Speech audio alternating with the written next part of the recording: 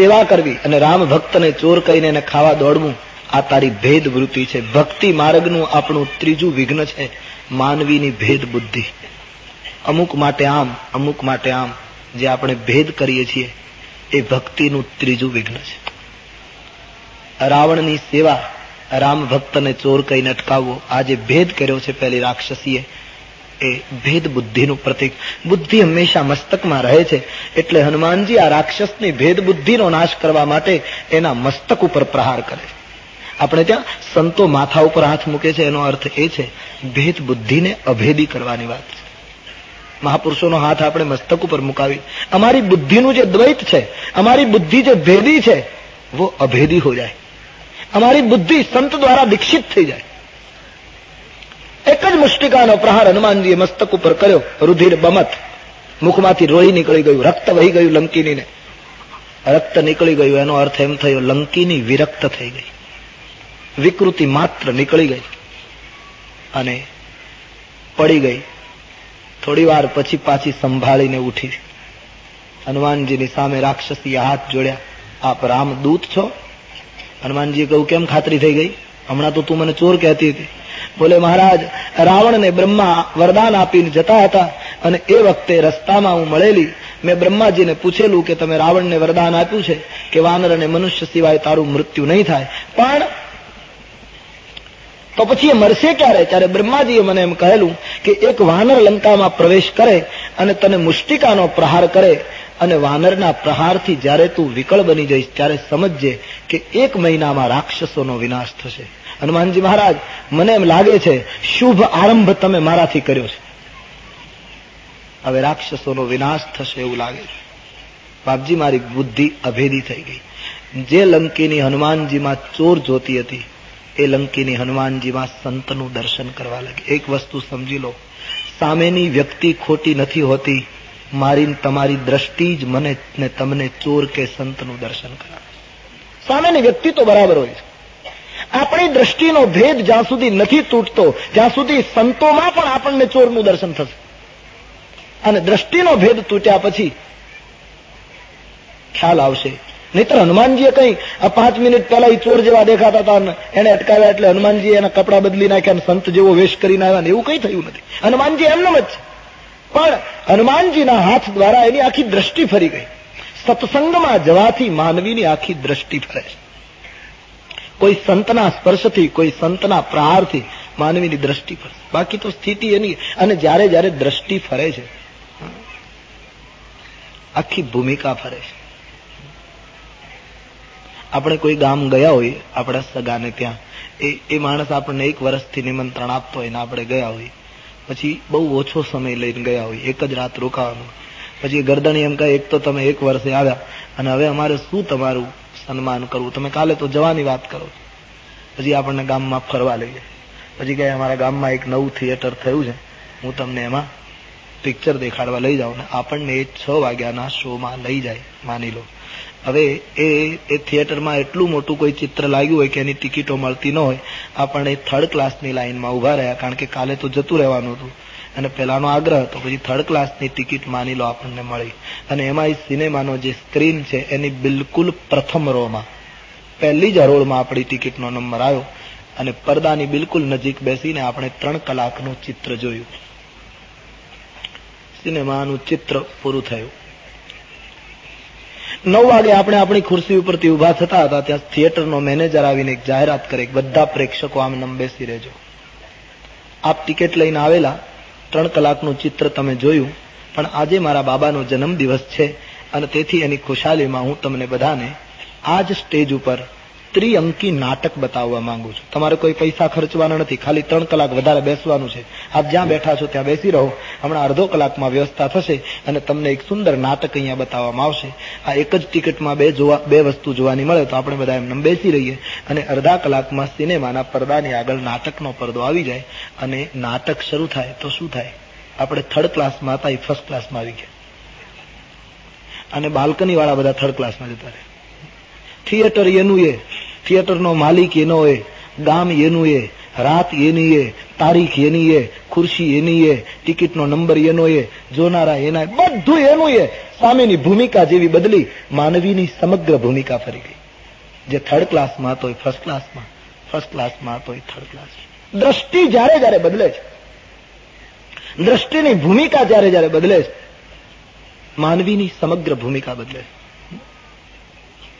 તો હનુમાનજી મહારાજને સંત તરીકે જોવા લાગી છે જ્યાં દ્રષ્ટિનો ભેદ ગયો. હનુમાનજીને કહેવા લાગી, બાપજી મારા ખૂબ સદભાગ્ય, તાત મોર અતિ પુણ્ય બહુતા, દેખેવું નયન રામ કર દૂતા. હે બાપજી મારા કેટલા સદભાગ્ય. લંકીની કહે કે આજ નેત્રથી મને રામદૂતના દર્શન થયા છે, આજ મને સત્સંગના મહિમાનો ખ્યાલ આવ્યો.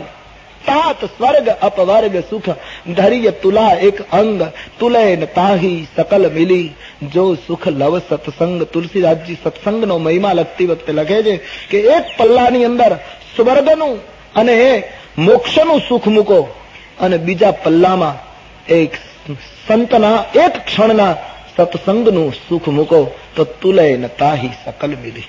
સત્સંગના સુખની સાથે સ્વર્ગનું સુખ આવતું નથી. બહુ સાચી વાત.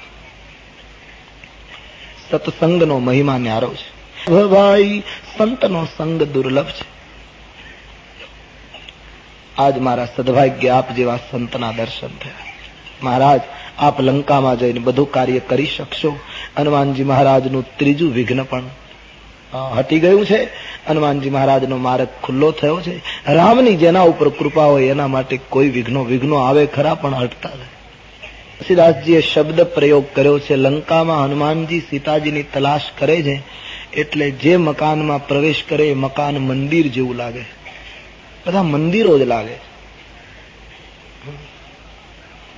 એક કારણ તો એ કે હનુમાનજી જે મકાનમાં પ્રવેશ કરે એ વખતે હનુમાનજીના હૃદયમાં ભાવ હોય છે કે આ મકાનમાં મારી માતાજી જરૂર હશે, અહીંયા તો સીતાજી હોવા જ જોઈએ, અહીંયા મને દર્શન થઈ જશે. આવો ભાવ રાખીને હનુમાનજી પ્રવેશ કરે છે. હવે જે મકાનમાં સીતાજી હશે એવો ભાવ લઈને હનુમાનજી જાય, સ્વાભાવિક એ મકાન એને મંદિર જેવું લાગતું હશે. જે જગ્યાએ ભક્તિ બેઠી હોય એ તો મંદિર જ હોય ના. એક સંત કહે નહીં, આ રાવણની વિચારધારા છે. રાવણની લંકામાં મકાનો બહારથી મંદિર જેવા દેખાતા હતા અને અંદર જાઓ તો ભોગ ભોગવાતા હતા. આ રાવણની વિચારધારા. બહારથી જુઓ તો મંદિર, ભીતર જુઓ તો ભોગ. બહિર દેખાવ ત્યાગનો, યોગનો, ભીતર ભોગ. ત્યારે જનકપુરમાં બહારનો દેખાવ તમને ભોગનો લાગે, ભીતર યોગ. આટલો ફરક દેહનગર અને વિદેહનગર. તો હનુમાનજીને બધા મંદિર જેવા મકાનો લાગવાથી એને એમ થાય છે કે આમાં સીતાજી હશે. સ્વાભાવિક કોઈ મંદિર જોઈએ તો આપણને એમ થાય ને કે મંદિરમાં તો ભક્તિ જ હોવી જોઈએ, ભાવ હોવો જોઈએ, પૂજા હોવી જોઈએ, એમ માનીને હનુમાનજી જાય. પણ અંદર જાય તો અનેક યોદ્ધાઓને સૂતેલા જોયા, કોઈ જગ્યાએ ભોગો જોયા, કોઈ જગ્યાએ કંઈ જોયું. ફરતા ફરતા હનુમાનજી રાવણના મંદિરમાં ગયા. રાવણના મંદિરમાં ગયા તો એમણે રાવણને સૂતેલો જોયો. ચારે બાજુનું બધું વિલાસપૂર્ણ વાતાવરણ હનુમાનજીએ જોયું. હનુમાનજીને થયું આમાં સીતાજી ન હોઈ શકે. એકદમ બહાર નીકળી ગયા. આગળથી મંદિરનો દેખાવ હોય અને ભીતર ભોગ ભોગવાતા હોય તો એવા મંદિરોમાં પણ ભક્તિ નથી હોતી. બડે ક્રાંતિકારી સૂત્ર આપણે સતત જોઈ રહ્યા છીએ. હનુમાનજી અને એની આખી ટુકડી જંગલમાં ફરી, જંગલમાં પણ સીતા ન મળ્યા. ગુફાઓમાં ફર્યા, ગુફાઓમાં પણ સીતાજી ન મળ્યા. આજ મંદિર જોઈને હનુમાનજી લંકામાં પ્રવેશ કરે પણ એમાંય સીતાજી મળતા નથી. આખી લંકામાં હનુમાનજીએ જોયું શ્રી સીતાજીના દર્શન થતા નથી. જોતા જોતા હનુમાનજી એક જગ્યાએ નીકળ્યા છે. ભાવનાએ કપુની દીખ સુહાવા, હરિ મંદિર તહ ભિન્ન બનાવા. એક મકાન હનુમાનજીએ જોયું. તુલસીદાસજીએ આ જગ્યાએ મકાનને યાની રહેવાના ભવનને અને મંદિરને જુદા પાડી દીધા. એક સુંદર મહેલ છે, મકાન છે, મંદિર પરમાત્માનું જુદું છે. હનુમાનજીને થયું કે અહીંયા કંઈક જુદું લાગે છે, અહીંની વિચારધારા કંઈક બિલકુલ તદ્દન આખા ગામ કરતા અહીંનું વાતાવરણ કંઈક જુદું દેખાય છે. પણ હનુમાનજીએ બરાબર જોયું તો જે મકાન છે એની દિવાલો ઉપર ધનુષ્ય બાણના ચિત્રો હતા. રામાયુધ અંકિત ગ્રહ શોભા બરણીન જાય નવ તુલસી કે વૃંદ તહ દેખી હર્ષ કપિરાય. બધી દિવાલો, પોતાની મકાનની દિવાલ ઉપર રામાયુધ ચિત્રેલા છે, રામજીના શસ્ત્રોના ચિત્રો છે. હનુમાનજીને થયું કે આ કોઈ સજ્જનનું ઘર હોવું જોઈએ. દિવાલ ઉપર રામના શસ્ત્રો ચિત્રેલા આ વિભીષણનું મકાન હતું. વિભીષણજી રામ ભક્ત છે, વૈષ્ણવ છે. વિભીષણજીને થયું રામજીનું ભજન તો જાહેરમાં કરી શકાતું નથી, રામજીનું સતત અનુસંધાન રહે, એનું સ્મરણ ટકી રહે, એટલા માટે એમણે દિવાલ ઉપર રામાયુધ, રામના શસ્ત્રો ચિત્રેલા. બસ એ આયુધને જુએ એટલે એનું રામ સ્મરણ બની રહેતું હતું. અને રાવણ જુએ તો એને એમ લાગે કે મર્દને ઘરે, શૂરવીરને ઘરે તો શસ્ત્રોની જ નિશાની હોય, શસ્ત્રોના ચિત્રો હોય. આંગણામાં તુલસીના વૃંદો છે, ભગવાનનું મંદિર છે. આ બધું જોઈને હનુમાનજીને નક્કી થયું કે આ કોઈ સજ્જન છે. આની આખી વિચારધારા સમગ્ર લંકાની વિચારધારા કરતા જુદી પડે છે.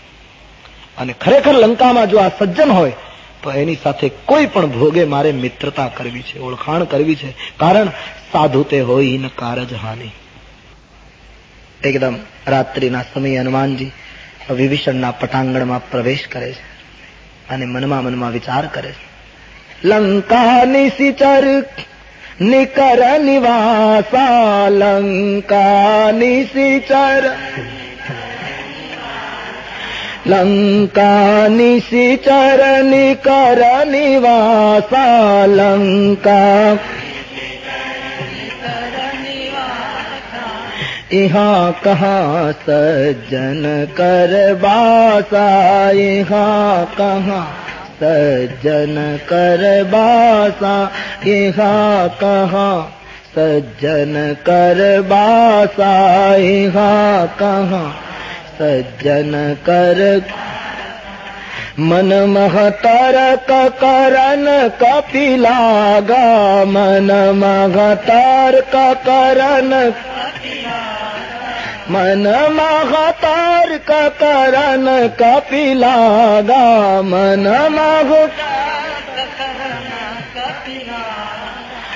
ताही समय विभीषण जागा, ताही समय विभीषण जागा, ताही समय विभीषण जागा, ताही समय विभीषण.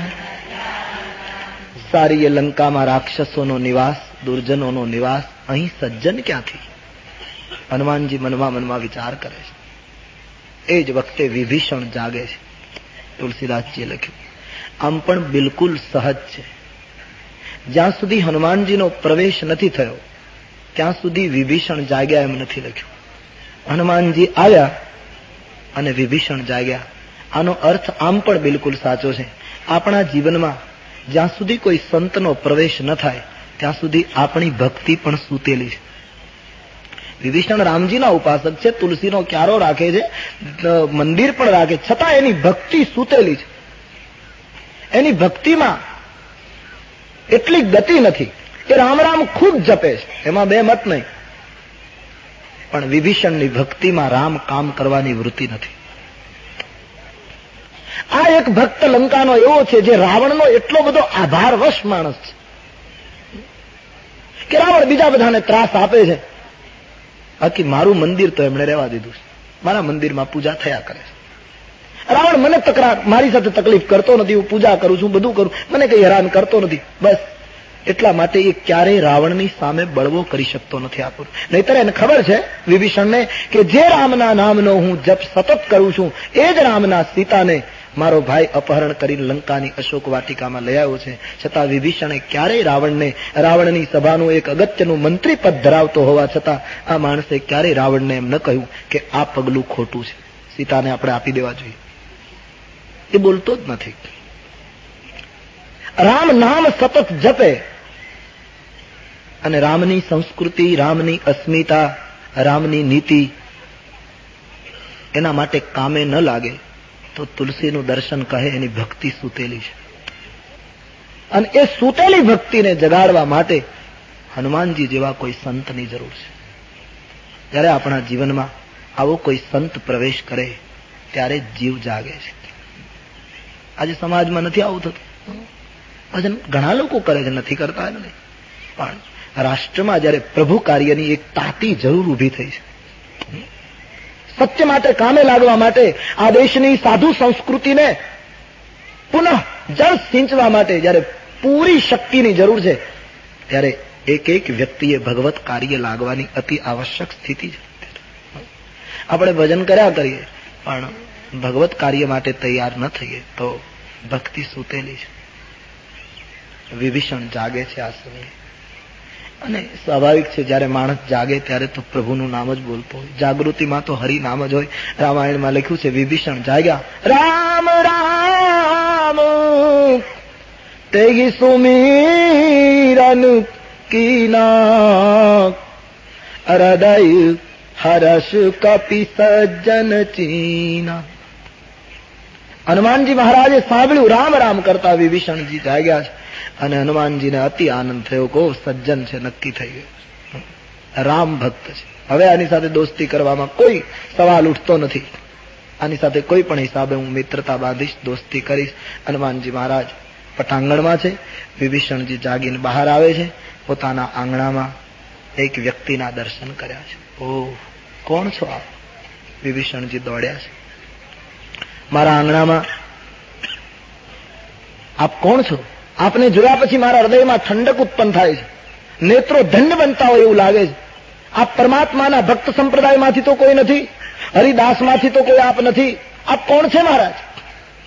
પરમાત્માએ મને ધન્ય બનાવવા માટે પોતાના સંત પરિવારમાંથી કોઈને તો મોકલ્યા નથી. મહારાજ જલ્દી બતાવો ના, આપના દર્શન કરવાથી મારું હૃદય પુલકિત બને છે, નેત્રો ધન્ય બને છે, છાતી ઠંડી થઈ રહી છે. આપ કોણ છે? વિભીષણજી હનુમાનજીને જોઈને પ્રશ્નો કરે છે. વિભીષણજીના પ્રશ્નો સાંભળીને હનુમાનજીને થયું કે છે સજ્જન માણસ, ભગવદ ભક્ત છે. હનુમાનજી પરિચય આપે છે. તબ હનુમંત કહી રામ કથા. સૌ પ્રથમ રામ કથા કહી. ભગવદ ભક્ત હંમેશા પ્રભુનો જ પરિચય આપે, પ્રભુથી શરૂઆત કરે. અનિવાર્ય હોય ત્યારે પોતાનો પરિચય આપે, બાકી પોતાના પરિચયને પ્રભાવને બિલકુલ પાછળ રાખે.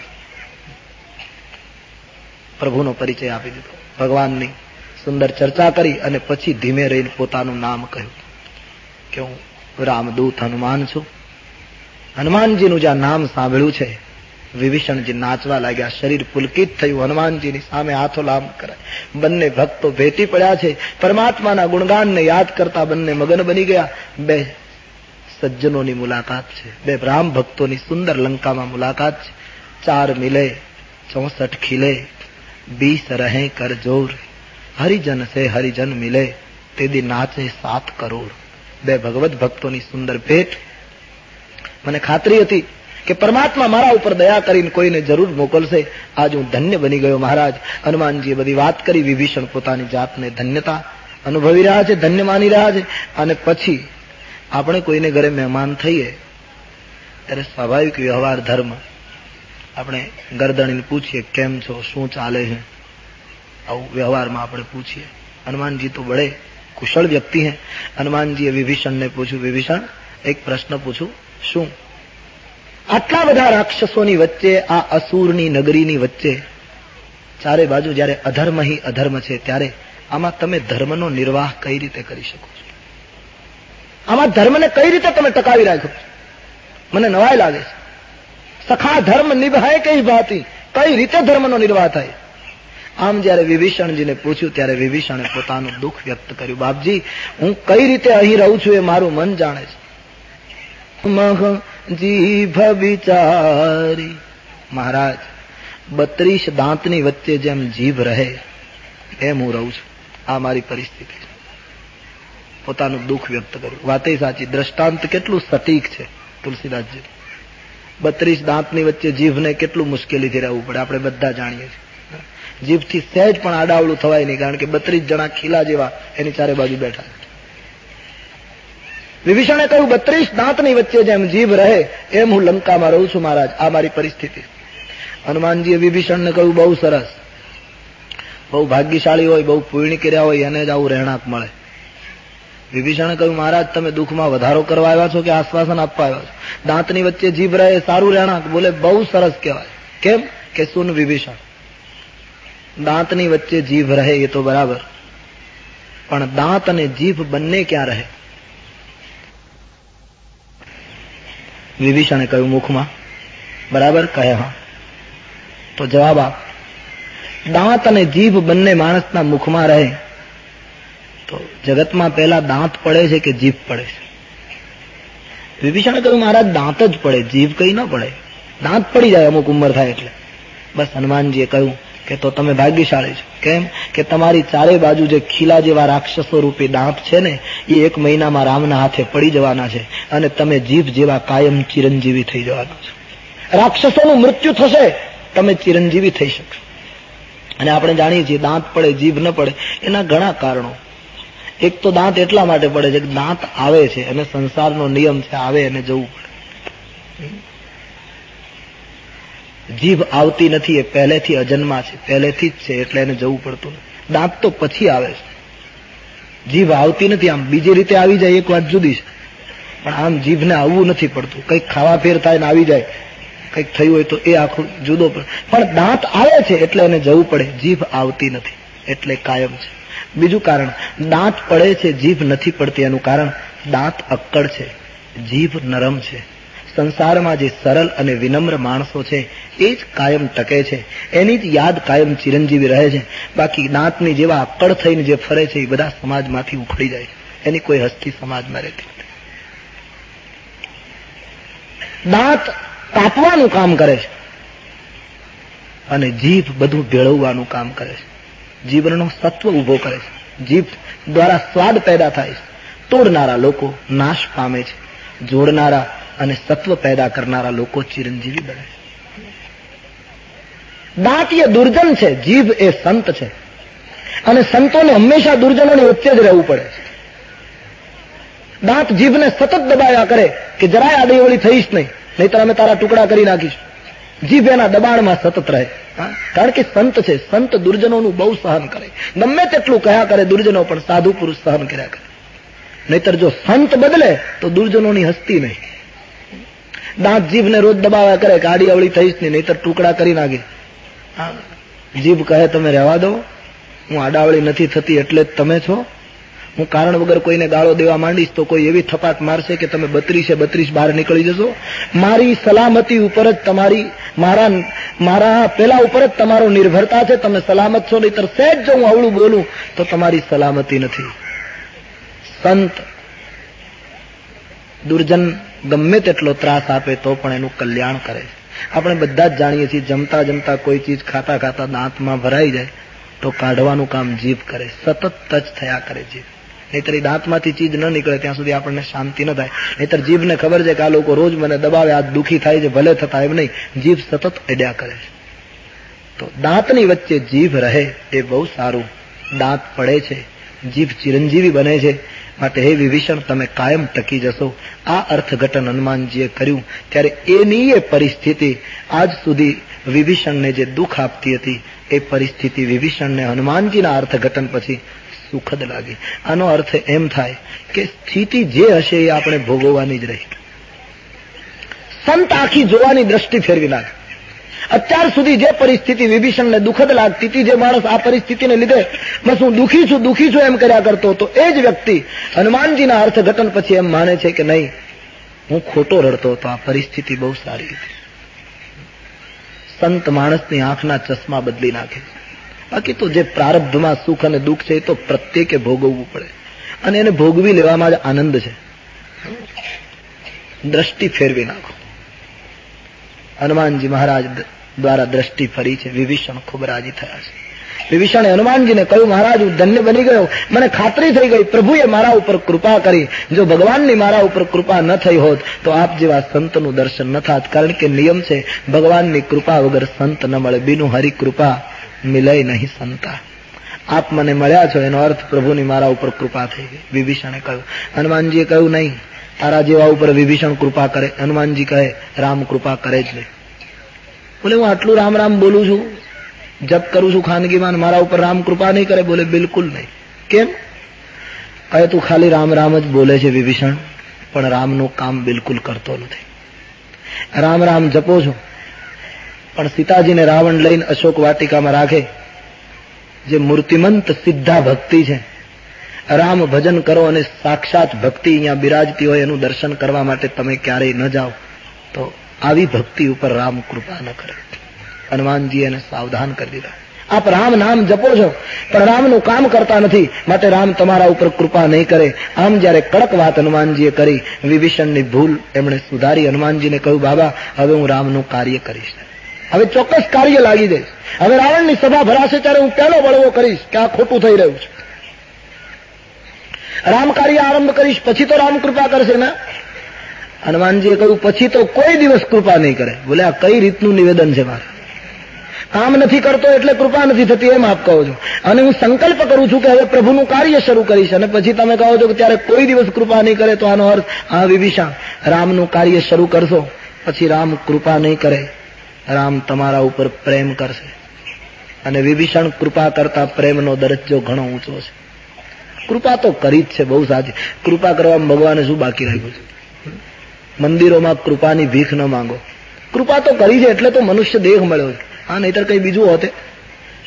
સુદ્રઢ તંદુરસ્ત શરીર મળ્યું છે. કબ હું કરી કરુણા નર દેહી રામ દેત બિનુ હેતુ. પ્રભુએ કૃપા કરવામાં શું બાકી રાખ્યું છે? હર્યો ભર્યો સંસાર આપ્યો, ધરતી ઉપર નિવાસ આપ્યો, ગગનની ચાદર આપી, ચારે બાજુ પ્રાણવાયુ આપ્યો, સરિતાનું જળ આપ્યું, સમયસર સૂરજનો પ્રકાશ આપ્યો. પ્રભુએ કૃપા કરવામાં શું બાકી રાખ્યું છે? હવે તો જીવનમાં એટલા માટે ભક્તિ કરીએ કે પ્રભુના પ્રેમનું ભાજન બનીએ, પ્રભુનો પ્રેમ સંપાદન કરીએ. વિભીષણ રામ તારા ઉપર કૃપા નહીં કરે, રામ કાર્ય કરીશ પછી તો રામ તારા ઉપર પ્રેમ કરશે. સુનહું વિભીષણ પ્રભુ કે રીતિ, કરહી સદા સેવક પર પ્રીતિ. રામની રીત એ છે, સેવક ઉપર પ્રેમ કરશે. વિભીષણને અતિ આનંદ થયો છે.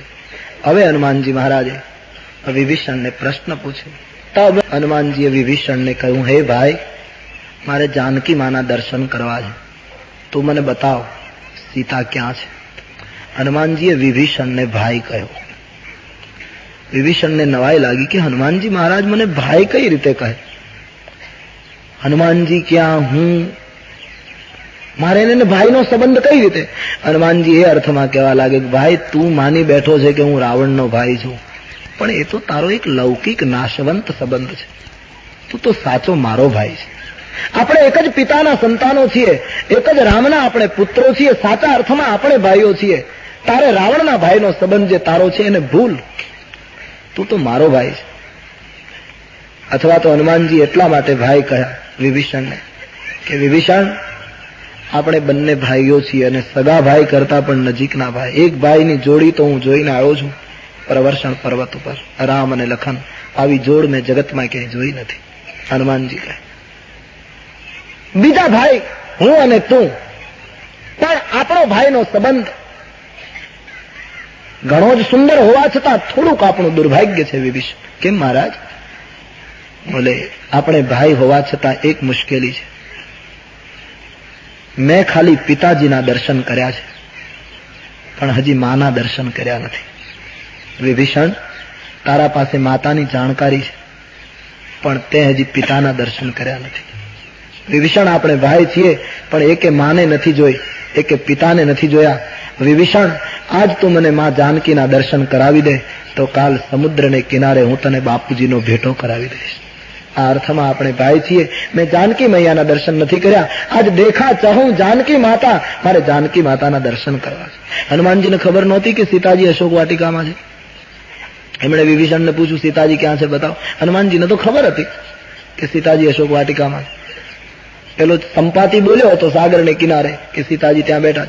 હા, એક મત એવો છે કે હનુમાનજી એ વખતે ધ્યાનમાં હતા, એની આંખો બંધ હતી એટલે એમણે સાંભળેલું નહીં, એટલે એને પૂછવું પડ્યું નહીં. પૂછવાનું સાચું કારણ એ છે હનુમાનજીને એમ કે જો હું વિભીષણને કહું મારે સીતા મૈયાના દર્શન કરવા છે, તું મને બતાવ, અને મને સીતાજીને બતાવવાને બાને પણ આ માણસ જો સીતા સુધી પહોંચી જતો, મને એમ કહેવા આવે કે ચાલો હું તમને બતાવી દઉં, આ બાને આ માણસની યાત્રા જો સીતા સુધી થઈ જાય તો આનું જીવન ધન્ય બની જાય. પણ વિભીષણની નિદ્રા હજી બરાબર ઉડી નહીં એવું લાગે, એટલે વિભીષણે હનુમાનજીને યુક્તિ બતાવી. આપ એમ કરો, અહીંથી આવી રીતે જાઓ, પછી આમ જજો, ત્યાં અશોક વાટિકા છે, ત્યાં આપને દર્શન થશે. યુક્તિ બધી કઈ સંભળાવી, પણ વિભીષણ સાથે ગયો નહીં. વિભીષણનું હજુ બરાબર જાગરણ થયું નથી. જેમ ઉપદેશક આપનાર ઉપદેશક માણસ જેમ ઉપદેશ આપે કે તમે આમ કરો, તમે આમ કરો, પોતે કઈ ન કરે. જૈન ધર્મમાં વાર્તા આવે છે ને કે મંદિર ઉપર માતાજીનું એક ટેકરા ઉપર મંદિર હતું જૈન સંપ્રદાય. પછી એ ટેકરાના તળેટીમાં બે થાંભલા ને એના ઉપર એક પાટિયું લટકે, એના ઉપર લખેલું આગળ વધો. પછી જે માણસ યાત્રાએ આવે એ પેલું સૂચના વાંચીને ટેકરા ઉપર ચડે અને દર્શન કરી લે. ચોમાસામાં વરસાદ પડ્યો તો વરસાદને લીધે બંને થાંભલાની બાજુમાં વેલ ખીલી અને એ વેલ વીંટળાતી વીંટળાતી પાટિયા ઉપર છવાઈ ગઈ. પાટિયામાં જે લખ્યું હતું આગળ વધો, જે કોઈ પણ મુસાફર યાની યાત્રિક આવતો હતો એને એ પાટિયું માર્ગદર્શક આપતું હતું કે આગળ વધો, ઉપર ચડો.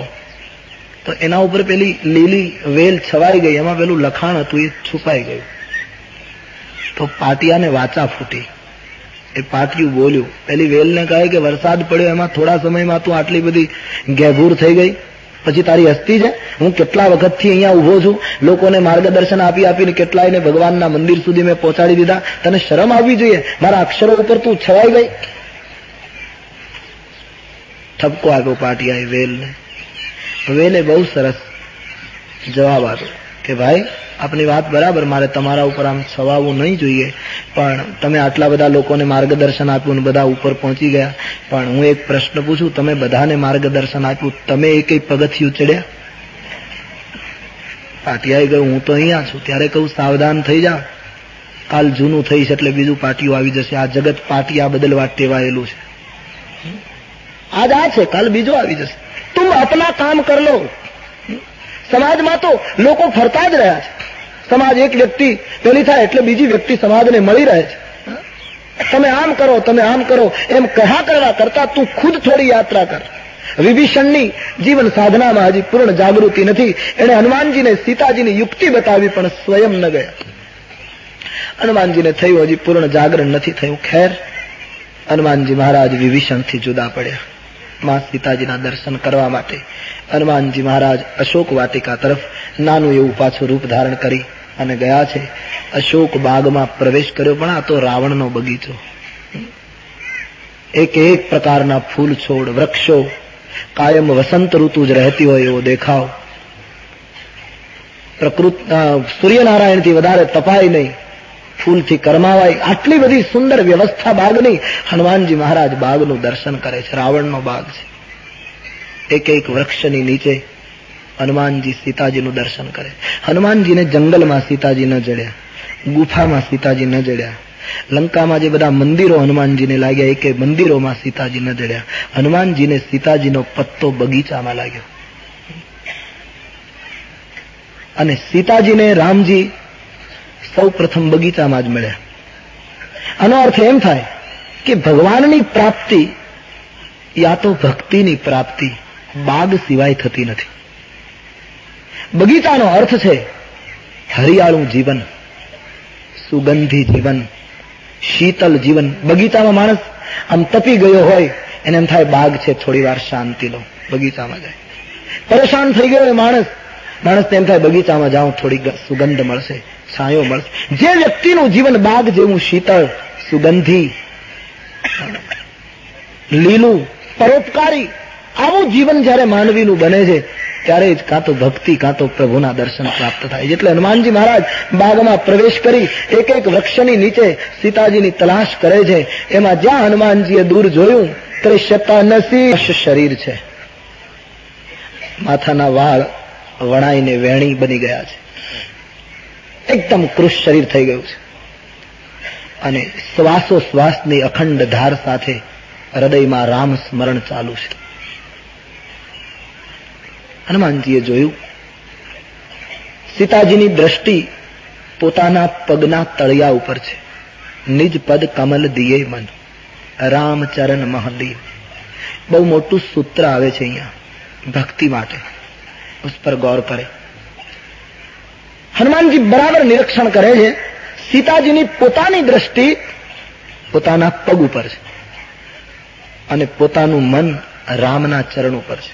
ભક્તિ કરવી હોય એને નયન પોતાના ચરણ ઉપર રાખવા અને મન હરિના ચરણ ઉપર રાખવું. મન ઈશ્વર સિવાય કોઈને આપવું નહીં ભક્તિ માટે, અને નેત્ર બીજાના પગલા ઉપર નહીં રાખવા, પોતાના પગલા કેમ પડે છે એનું ધ્યાન રાખવું. दृष्टि बीजा ऊपर परदर्शन नहीं करवानी, सतत स्वदर्शन. मन राम को दे दे और अपने नयन को अपने चरण में रख दे. मारू वर्तन बराबर है ने, हूँ ठीक चालू छू ने. आ भक्तिનું સૂત્ર છે. સીતાજી આ ચરિતાર્થ કર્યું છે. ભક્તિના તમામ ગુણ સાક્ષાત સિદ્ધા ભક્તિ છે. હનુમાનજી બસ ખાતરી કરી રહ્યા છે કે આ જ હોવા જોઈએ, કારણ કે શરીર ક્રશ છે. ભજન કરનાર, સતત સ્મરણમાં ડૂબેલ, પ્રભુના વિરહમાં ડૂબેલની આ કક્ષા હોય, સ્વાભાવિક હતી. સંતો અનેક અર્થો કરે છે. સીતાજી પગના ઉપર જ દ્રષ્ટિ રાખીને કેમ બેઠા હતા, ક્યાંય બીજે કેમ સીતાજી જોતા નથી? એક સંત કહે સીતાજી પોતાની દ્રષ્ટિને સજા આપતા હતા કે હે દ્રષ્ટિ, તું સુવર્ણ મૃગમાં આકર્ષિત થઈ અને પરિણામે મેં રામજીને કહ્યું તમે મૃગને મારીને ચામડું લાવી આપો, અને રામજી મૃગને મારવા ગયા, એમાં મારું અપહરણ થયું. સહેજ સુવર્ણ ઉપર મારી દ્રષ્ટિ ગઈ તો મારું અપહરણ થયું. આ લંકા તો આખી સુવર્ણની છે, આમાં જો દ્રષ્ટિ ચારે બાજુ જશે તો ન જાણે શું થશે. હે દ્રષ્ટિ, હવે હું તને સજા આપું છું, હું તને ચરણ સિવાય ક્યાંય નહીં જવા દઉં. ચરણ છોડીને સુવર્ણમાં ગઈ તો આ પરિસ્થિતિ ઉત્પન્ન થઈ. દ્રષ્ટિને સતત ચરણમાં લગાવી રાખી, એક તો સજા છે દ્રષ્ટિ. અથવા તો અમુક સંતો કહે પોતાના પગના ચિહ્નો ઉપર સીતાજી દ્રષ્ટિ રાખે છે. પરમાત્માના ચરણમાં જે ચિહ્નો હોય તે શક્તિના ચરણમાં ચિહ્નો હોય. રામજીના ચરણને યાદ કરવા માટે પોતાના ચરણના ચિહ્નોને જોઈ પ્રભુ ચરણ ચિહ્નોનું સ્મરણ ચાલુ રહે, એટલા માટે પોતાના પગ ઉપર દ્રષ્ટિ. અને ત્રીજું, હમણાં કહ્યું તેમ, ભક્તિ કરવી હોય એને પોતાના પગલા ઉપર ધ્યાન રાખવું, બીજાના પગલા ઉપર નહીં. બીજો શું કરે છે મુબારક, એને કરવા દો. પોતાના ચરણનું ધ્યાન રાખો, આપણા કદમ ઠીક પડે છે. શરીર સુકાઈ ગયેલું, મન રામમાં લીન છે, અખંડ રામ સ્મરણ ચાલુ છે. પરમ દુખી ભા પવન સુત દેખી જાનકી દીન. સીતાજીની આ સ્થિતિ જોઈ હનુમાનજી બહુ દુખી થયા. ઝાડની ઘટામાં સંતાયા છે, વિચાર કરવા લાગ્યા શું કરું. તરુ પલ્લવ મહ રહા લુકાઈ. હનુમાનજી સંતાઈને વિચાર કરે શું કરું. પ્રગટ થાવ, મુદ્રિકા ફેંકું, રામ ગુણગાન ગાવા લાગુ, બ્રાહ્મણનું રૂપ લઈને પ્રગટું, મૂળ સ્વરૂપે પ્રગટું, શું કરું? હનુમાનજી નિર્ણય નથી કરી શકતા. પહોંચી તો ગયા છે, પણ સીતાજીની સન્મુખ જવામાં હનુમાનજીએ નિર્ણય કરવામાં વિલંબ કર્યો છે.